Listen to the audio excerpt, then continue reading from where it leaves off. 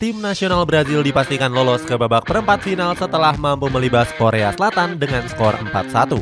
Kemenangan ini nggak terlepas dari tangan dingin Tite yang bisa meracik skuadnya dengan baik.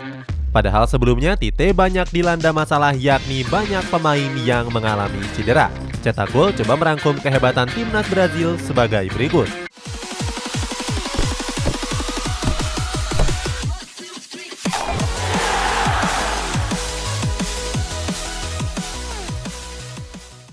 Dilanda badai cedera.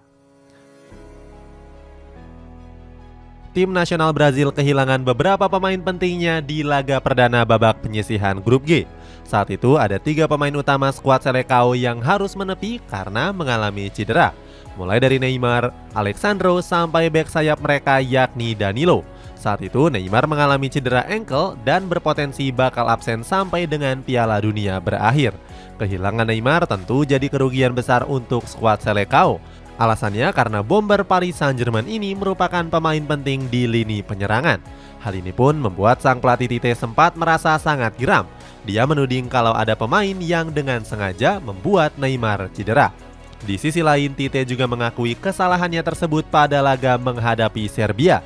Sebab Tite mengatakan kalau saat itu dirinya telat mengetahui Neymar yang sedang terlihat kesakitan. Walaupun begitu, Tite juga nggak mau menyalahkan Nikola Milenkovic yang saat itu menekel Neymar. Dia bilang kalau Milenkovic nggak sengaja melakukan hal tersebut. Kehebatan Tite.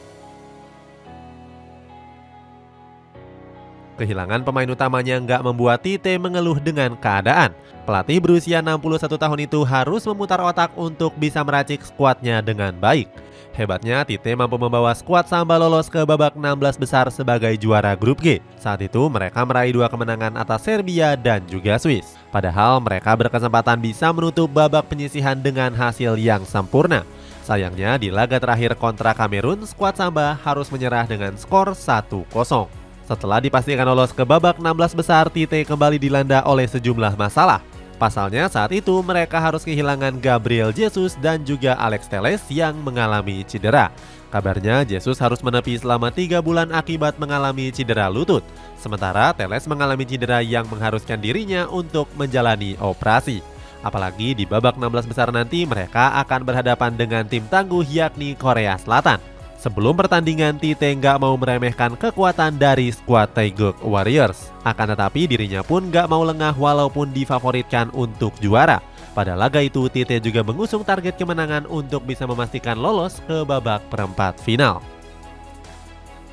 Lolos ke perempat final.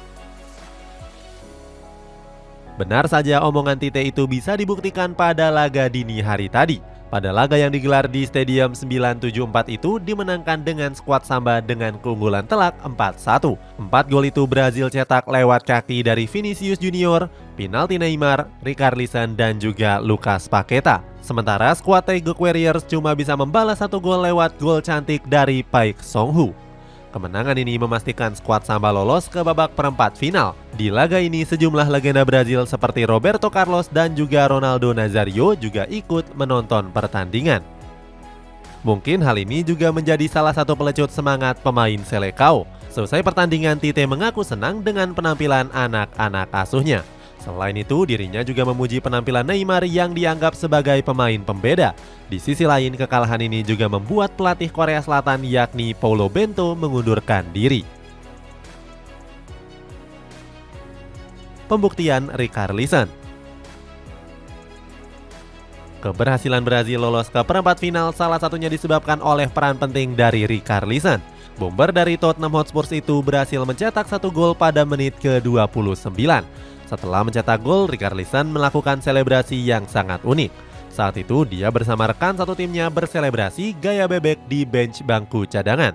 Dengan tambahan 1 golnya itu membuat Richarlison masuk ke dalam daftar top skor sementara. Dari 3 pertandingan yang dimainkan, dia mampu mengemas 3 gol dan 3 assist.